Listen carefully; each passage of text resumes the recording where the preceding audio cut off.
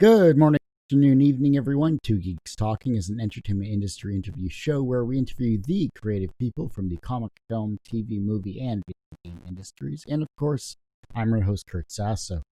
We are joined today by a first-time guest. He has not been on the show before, unfortunately, which is totally my fault for the past 12 years I've been following him. But I do know his work. He is, of course, the creator of Reynard City Chronicles. He is Rob Turner, joining us all the way from jolly old England. How are you doing today? I'm very good. Hello. Right, so technical issues aside, we are now getting back to the interview as if it was brand new. But as I said in the intro, this is the first time on the show, so welcome to Geeks Talking. I really appreciate you coming on the show. Yeah, it's awesome to be on, top stuff. Right, so let's get into it. Okay. I've been following your work. Reynard City Chronicles is, of course, an anthropomorphic superhero comic, which I've enjoyed all the time here for sure. Tell us, for those that have never actually read or seen your work, what is Reynard City? On a basic level, it's about three superhero foxes come to Earth to stop an evil robot fox. Kind of like a 90s cartoon, but with a bit more sort of weirdness and surrealism, which we'll get into later.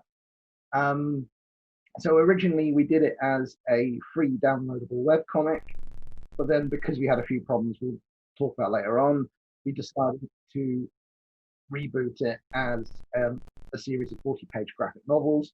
And my aim is to eventually get a series of 9 graphic novels done. And we have just finished issue 2, which we have here. And issue 3 will be coming in November. Oh, that's awesome.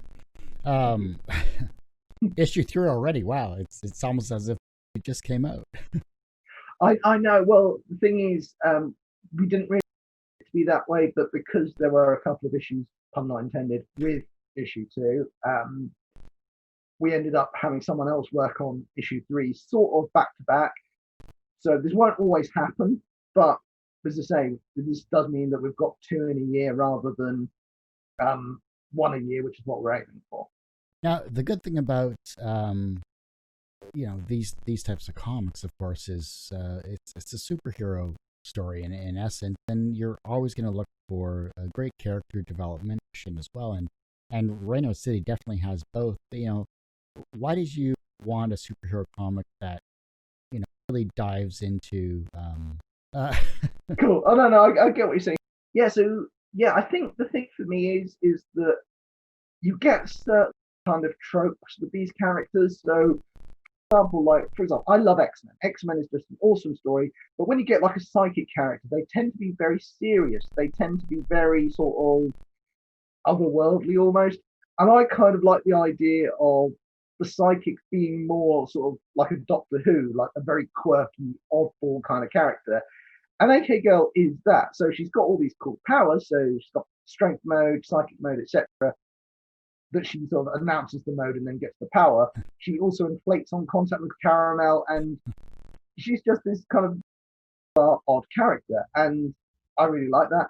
You've also got Wonder Vixen, who's kind of like her big sister almost, and as this sort of says, this is the central focus of this issue, and it looks at a character who on the surface seems very sort of bold and confident, but there's a whole backstory that we'll get into later. And you mentioned weakness too, because weakness heroes, always seem to go hand in hand, because you can't be like Mary Sue or Superman.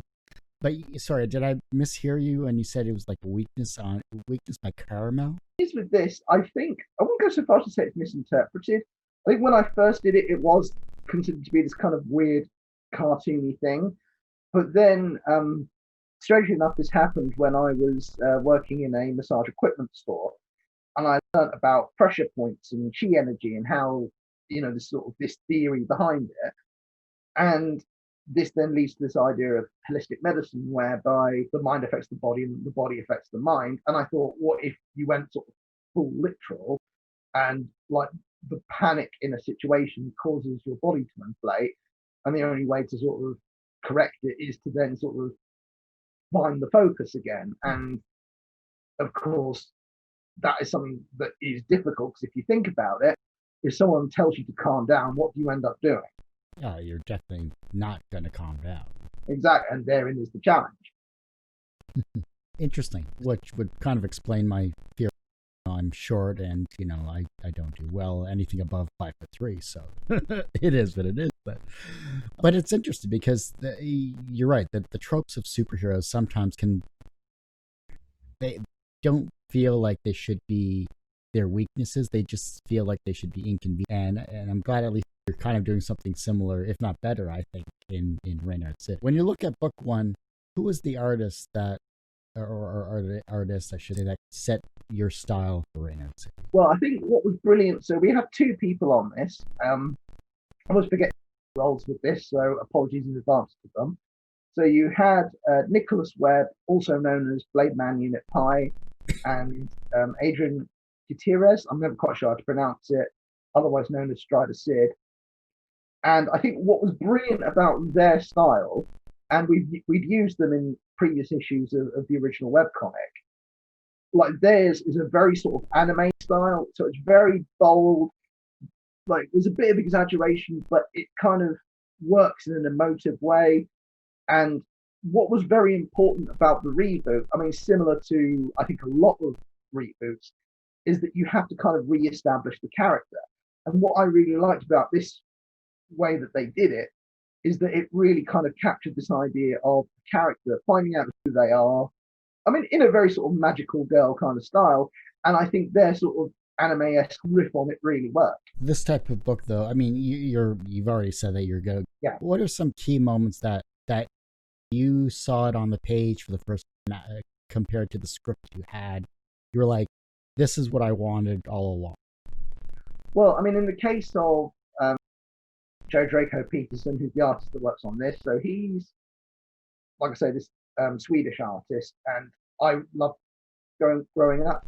And he really captures kind of the dynamic nature of it, but also kind of the oddball quirkiness to it.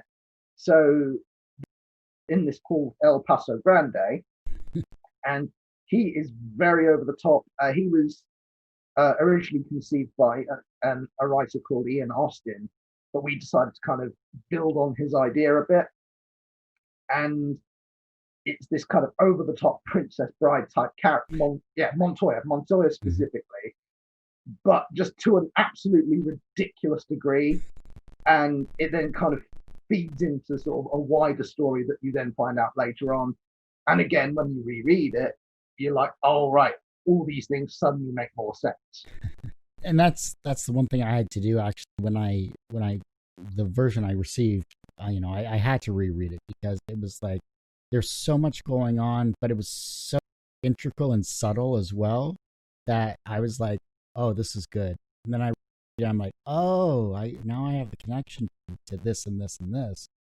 But it was the action as well that really kept me kind of going back, because I had to go through the panels. I'm like, the connection from this panel here to here to here to, like, how did you find Joe?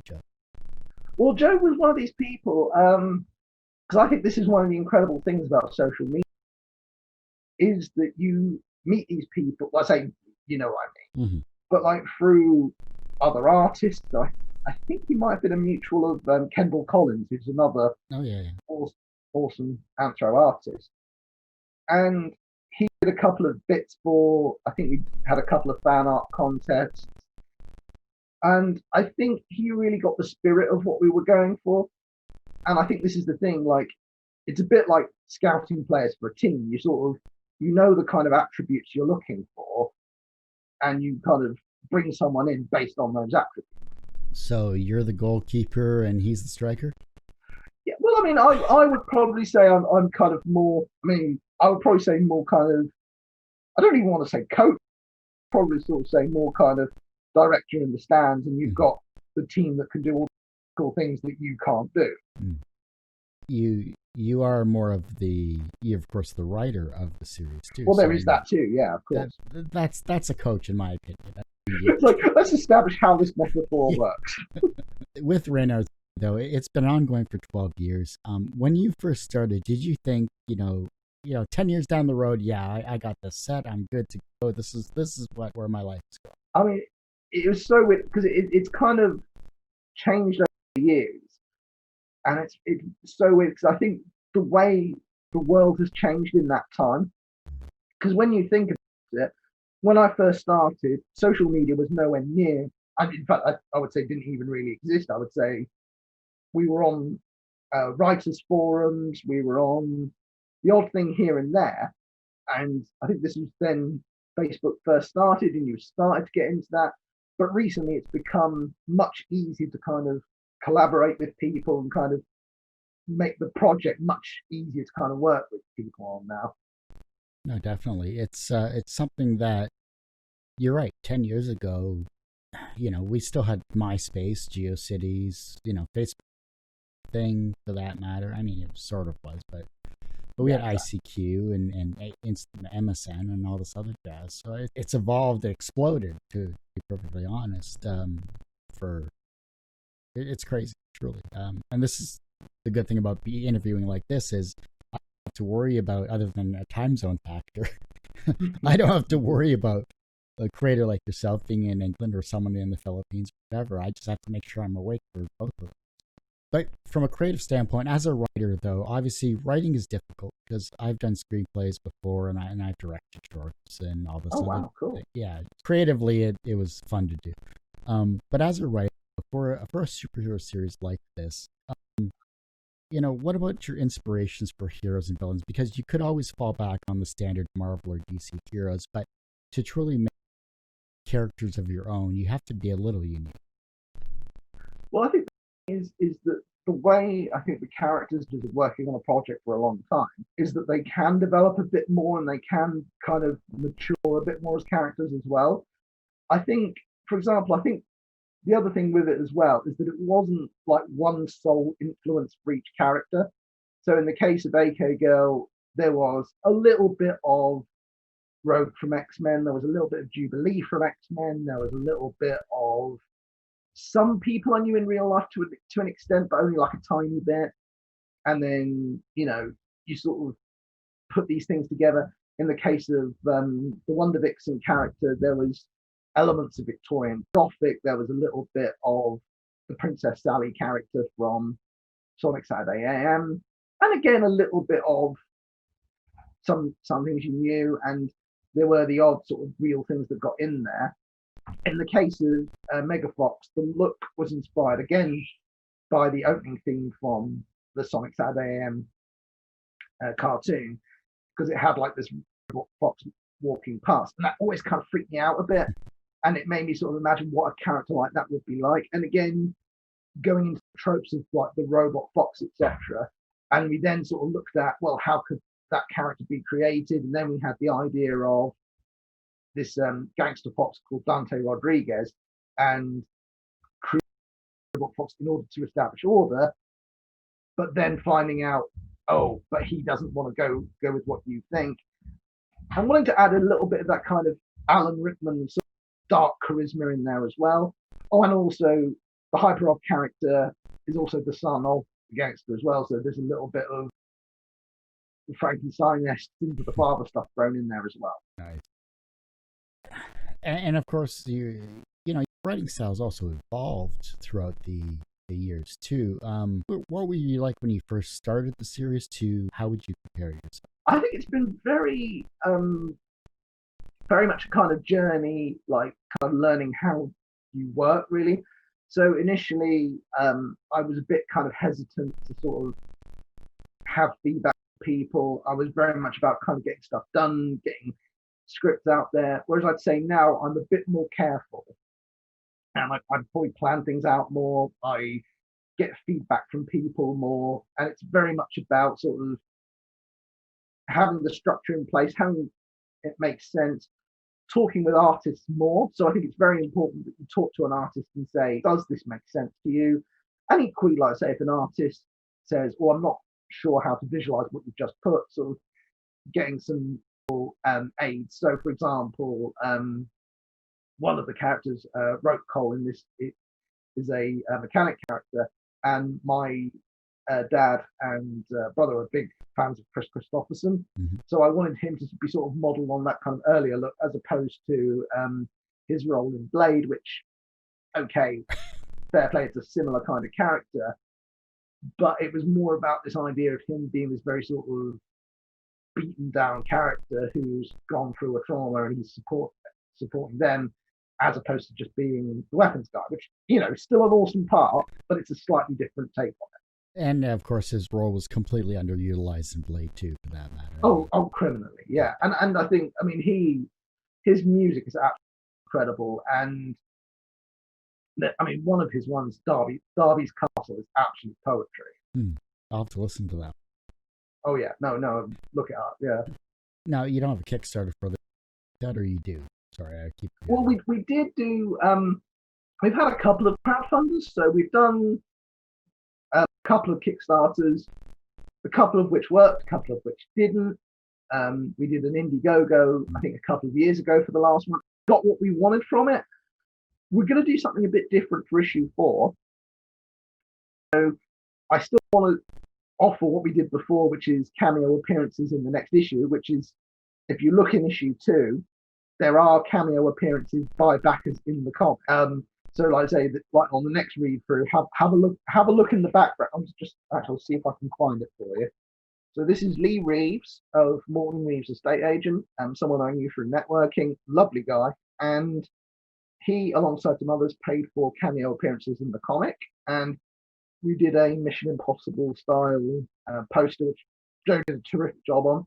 And if you have a close look through the comic, there's a few kind of Easter egg things like that. So, for example, when young Sal and Vibes are in a flashback, pay attention to the pizza box. There's a nice little reference in there as well. Awesome. It's good stuff there. Yeah, I think you can guess what the reference is. Yeah. That's great. And it's good that you have, fans and supporters of comic. That's the key factor. It's very difficult as a comic creator or anyone in entertainment, for that matter, to really do what they're doing without support. And I'm glad to see. Massive. Sorry, I was going to say, I'm glad to see that your fans are doing that. Yeah. Well, I mean, we get kind of stories from people, and I mean, back when you go to conventions and being able to chat with people about what we did, that was awesome. And in the case of my friend Gizzy, who has helped us out on the promotion side, he met up with us at Norcon, which is the Norwich Sci-Fi Convention, which is an absolutely lovely con, by the way. And in fact, he said to a friend of mine that in effect the comic helped him through cancer, and I'll always remember that. And it's one of those things where you just think, you know, something has got that level of value to someone, and that's really special. It's amazing how something as simple as reading someone else's work can get you through something different. That is, I think, again, like I say, another thing that you want to aim for. You want it to be for someone and that they want to share it. So, for example, we recently did the Fan Art Friday video, which we do once. And it is just great when people get excited when they see their work on the screen and they do like their interpretation of the characters. Yeah, I was watching one of those videos, and it's there was cosplayers, there was artists, there was everything. Yeah, it was fantastic. No, I love it. Yeah, especially the cosplay. That kind of, I have a soft spot for cosplayers because I know a few, but it's like, oh well, I mean, like I say, having like known them, yeah, they work so hard. Yeah, it's amazing. How are the comic conventions in England? Because I've never gone overseas to see any of them. I think, well, the main like large scale one, which would be the equivalent of your kind of Wizard World type ones, would be MCM. So that's the most famous one is in London, but they've got like a couple elsewhere. I think Manchester and Glasgow. I think there might be some others. That one's really big, and we were there last year, and yeah, that was terrific. I had time, and as I say, I had my friend Gizzy with me, and he got pictures of like people in cosplay posing with the comic, and it's just a really good time. And again, it's lovely kind of feeling that community and everything, and that's really. Norcon is the one, like I said, the one based in Norwich, and I know like the guy who organises it, and they have a group of volunteers that help run it, and that's based in this place called the Royal Norfolk Showground, which is based just outside Norwich, and in effect, it's in this field that's almost like a kind of aircraft hangar, but there's this lovely kind of community feel to it. And Norwich in general, I think, has this very sort of creative, very sort of indie kind of vibe to it, and I absolutely love it, you know? Yeah, I've heard of MCM, and it's the first time I've heard of Norcon, so that'd be incredible. I need to do more traveling whenever that occurs. Again, Cool.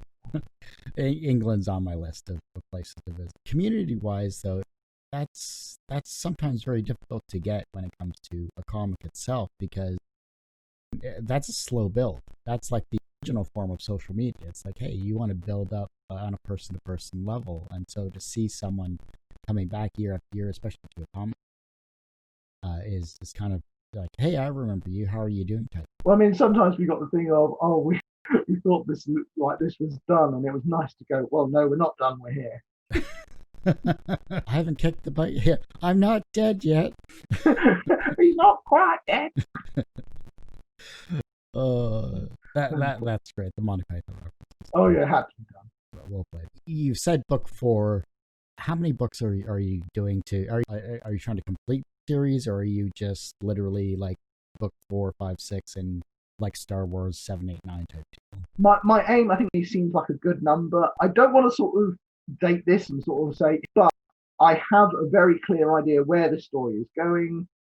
So in effect, issues 1 to 3 are one arc, and then issue 4 sets up the next one, and then it will eventually be a complete thing.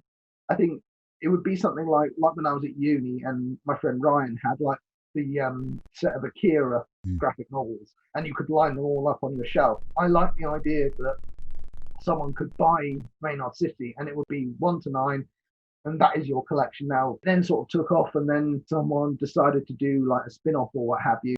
That's their call. I know the story I want to tell, cliche as it is. That's good. At least you have a clear idea as to, specifically where your comic is actually going to go and be finished at. You're not going to drag it out, is what you're saying, it sounds like. I do the stories to the level that I want. Don't get me wrong. I think every artist that worked on that previous series, they worked really hard. They were doing the best they could with what we were doing. But I think the way in which it was doing and the setup didn't quite work. But I mean, it did result, I do think, in a couple of absolutely amazing issues. Don't get me wrong. There's some terrific stuff in that, and I don't regret it for a second.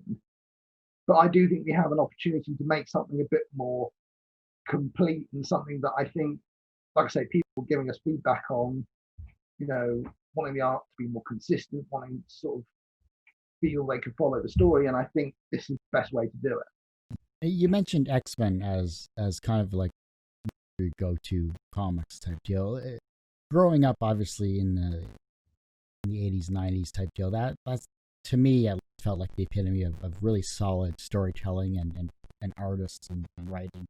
Are there any books that you can go back to, or any artists, either manga or cartoon, comic rather, that you would reread in a heartbeat? Like, if you had nothing else to do, this is what I would read. Yeah, I mean, X-Men, definitely, no question. Asterix was another one. That kind of oddball humor. Straight enough, the audio tapes by Willie Rushton were awesome as well. Really like them. Like cartoons. What's really weird is that the Sonic comic that existed in the UK was different to the American one. Mm-hmm. So a lot of the things people kind of reference online, I don't always have the same point of reference. But I used to love all that, and like I said, I like a lot of the different Sonic cartoons. So as much as I like, say, the Dark AM, I also like the first one. Adventures is nice and fun and goofy, and I like the sort of postmodern, slightly self-aware thing with Sonic Boom. I really like that, and I think that's really good. Avengers Heroes, really love that. The Christopher Nolan Dark Knight trilogy, absolutely fantastic. I think these things kind of shaped it a while, but I also liked, Gothic stories like this issue in particular. There are elements of the Nutty Professor. There's a little bit of Dark Phoenix in there, and a little bit of the Picture of Dorian Gray. If you read it, you will sort of see those kind of bits in there as well, you know. Nice. Good classical references for sci-fi as well too. Yeah. Well, I think this is just it. I think it is good to kind of, obviously, like I say, the original sort of comics and cartoons that I loved as a kid all kind of feed into. I mean, Ninja Turtles is another one. Yeah. I know Samurai Pizza Cats. That was a really sort of quirky, oddball show, and I think that fed into it a bit as well. There's all kinds of stuff. Oh, SWAT Cats. That's another one. SWAT Cats. Sorry. Oh, SWAT Cats. The Radical Squadron. I don't think I've seen that one. It's an interesting one. So it's basically about these two cats who are, they sort of pose as mechanics, but they're actually pilots. Like a lot of 90s cartoons, it's worth, like the opening theme just kind of sets it up really well. Yeah, it's the original form of a teaser was their intro. Yeah, exactly. Everyone has one person that kind of inspired on their path to where they are today. Who was that?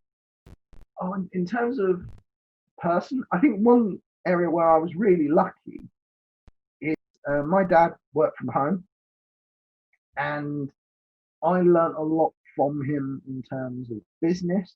But also, what was really cool was that he was very encouraging, and it was kind of like the reverse of what usually happens with these things, in that he was the one that was encouraging me and saying, like, you should be writing, like these kind of day jobs you're doing to make money, it's all well and good, but writing is what you're good at. And I always kind of appreciated that support, and I continue to get that support, and it means a lot to me. From a professional standpoint, you've now created 3, almost 4 books for Reynard City. You've been doing this for 12 years. You have a great support system with your fans and the community that you've built up with Reynard City. Do you consider yourself personally successful? Wow, oh, that is a big question. I think, yeah, I think in terms of, like you say, like being able to bring all these creative people together is absolutely fantastic. I mean, the fact that we can use local actors like Hayley Evanet and Holly Harrington Ball and AJ Dean and stuff for like the last trailers is terrific. It's nice to bring them in. The fact, like I say, that we've got this community, the fact that we've been able to work with local businesses.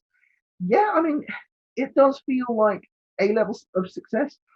I think it is something also that you want to build on, that, you know, you want to be able to sell more, you want to get it out to more people, you want to, I mean, one thing that I would absolutely love as kind of an end goal would be to create an animated series from this. We did a couple of years ago try and do a pilot, but I think doing that as an independent project was very difficult. And I realized that when you've only got so much resources, it's better to kind of concentrate on one thing than trying to do 5 things, really. The reverse of that is, how do you deal with your failures? Wow. I mean, that was something which I must admit, a few years ago, I was in a very sort of bad place. I was not obviously things had kind of gone wrong. We'd kind of taken a bit of a shock in terms of what people kind of thought about what we were doing, in terms of certain things going wrong. And obviously at that time you get hurt and everything, but then you kind of realize, as much as it kind of upsets you, you realize things do have to be made better. And as I say, this was never the fault of the artists themselves. Like, they were all sort of trying to do what you told them to do. It's just you have to kind of work out how to make this better, how to give them the resources they need, because everyone in effect is kind of doing this with other things in tow. So for example, I do writing work as bill paying work in between comic stuff, and everyone else, I think, who's been involved generally has something else that they're doing at the same time. So it's trying to sort of be mindful of that, whilst at the same time not letting stuff drag, trying to get it out there. So we've been trying to so as an example, on Facebook, I do like a regular contributor page meeting where we sort of put a schedule out, and it's like, this is what I want to achieve in this time. You're not going to hit it every time, but it's good because you can help other people focus, whilst at the same time hold yourself to account as well and say, this is what I have to do as well. Do you find it difficult as a creator, or as a creator and writer, to be a boss as well when you're working with other creatives? it can be difficult sometimes. Yeah, there is that thing of, and I do think there is that element of me as not as necessarily an English person, but I do think I've got some of that stereotypical thing where you don't always like conflict. You don't always know how to do this. And the weird thing was, like I say, I was working with a voice actor once, and I was a bit nervous. And he was doing the Mega Fox character, and initially he was doing it with a Cockney accent, and it didn't really work. And eventually I had to kind of take him aside and say, look, I'm sorry. So I ended up sort of doing it in a very, I'll do it with the proper like Hugh Grant stuff. I've got to be honest with you. I'm trying, but it's not really working. And the guy just kind of looks at me and goes, look, it's all right. You've just got to tell me what you want. It's okay. And bless him, the guy was a professional, and then did a proper like scary dog. It's got a temper on it. It was like Liam Neeson in Taken, but scarier. The younger generation is looking at your work, and they're becoming inspired to be either creative themselves with as writers, or as artists, or as maybe voice people, or whatever they want to be as a creative person. How can they inspire the generation that follows them? Wow, that is a massive and important question. I think from what I gather, because obviously I also look at the people that work with us and kind of how they interact with other people. I think there are certain fundamental things to be aware of. So one, you have got to work hard. I think that is a massive thing. It's not going to just kind of happen. Sometimes you get people and they're trying to get it done and they don't always have the motivation or the confidence. And the thing is, it doesn't magically appear. You have to grind it out. You have to find a routine. It does take time. It's not easy, but you can do it if possible. I mean, it was quite interesting. And do you know the Fast Show? Sorry, the what? It was called Brilliant in America. It's like a comedy show. No, I don't think I've seen that. Okay, well, anyway, this person came to the University of East Anglia. They spoke about their show. And one thing they said was they were looking at the Comedy Society people and saying, like, why aren't you collaborating more? Because you've got more of a chance of getting something done if you collaborate. And to be fair, I think you look online and you see a lot of people collaborate. And a lot of people sort of share art with each other or give each other feedback. And I do think, again, like, social media gets a bad name for a lot of things. But I do think the ability to collaborate and produce things is a lot easier now than it used to be, and you do see the passion of the project shining through, and I do think that's an amazing thing. I think it's wonderful, to be honest, and I think this is the thing, like you say, if you're talking to a future generation, is go out there, give it your best shot, go for it. And I think the thing is, yes, you don't want to bankrupt yourself, you don't want to sort of ruin your life. You've got to eat, you've got to work. These are all things that you have to do. But I do think having a creative project in your life and having something to aim for, I do think it's a positive thing. And I think sometimes, I mean, people make the mistake of thinking that sort of creative work isn't stressful. It can be really stressful, but it is also something that once you get it out there, to see like an artist interpret what you do and help to get it out there, and to see sort of people buy your work and to see someone sort of help promote you and all the rest of it, it is really inspiring. So I would say just go for it, give it a shot, just try. And you won't always get it right. You won't always, sort of be a big hit or whatever, but you could, like you say, get a community from it, get people that sort of become part of what you do. And there is value in that. I hate to say this, Rob, but that ends this particular episode of Two Geeks Talking. Before we let you go, though, where can we find you on social media and your website, or anything else you'd like to promote? Okay, so the website is reynardcitychronicles.com. We also have Twitter, which is /Reynard City, which is also the same for Instagram. We're on DeviantArt under Polycomical, but I think if you type in Reynard City stuff will come up for that. You can also support us. If you go on the site, you can buy the comics there. Support us through Ko-fi, where we also have a Ko-fi shop now. Patreon, where you get various extras and exclusive bonuses. So I always do a video once a week for our Patreons because I really appreciate that support. We've got the YouTube channel, so yeah, you can see content that we try and do at least one video a week. Sometimes we'll do some more stuff if there's something available to review or there's something we want to talk about. So yeah, so there's plenty of stuff going on. And obviously, like I say, keep an eye out because we will announce on these things like when the next issue is coming out, where you can get it. Oh, also, issue 2 is available on Wish now, and it is also available. There's a couple of shops in Norwich. Shout out to Canary Comics and Book Bugs and Dragon Tales who have it, as well as Beckles Books, which is my hometown. I really appreciate you coming on the show. Rob, thank you so much once again. No, well, I really appreciate it, and thank you for having me on. And let's try not to do another 12 years as well, too. Definitely. No, well, I'm here if you need us. Sounds good. Well, as I said, that ends this particular episode of Two Geeks Talking. Of course, look at Rob's work, of course, on Reynard City Chronicles. See that in the lower third. Beautiful book, too, there as well. I like I said, I've seen it. I love it. Hopefully everyone gets a chance to pick it up, as well as pick up book 1, too, if that's possible. Next week, we have another great interview with another talented comic artist from Petri Dish, John Sutton, I believe his name is. If it's James, I do apologize. Either way, he's scheduled for next week. Of course, you can find this interview as well as everything else on our website, tgtmedia.com. You can, of course, find this interview and more on our YouTube channel, which is now properly branded as Two Geeks Talking, the word 2, not the number 2. If you search for that, you'll find it. Instead of just my name, Kurt Sasso. So I finally got around to doing that.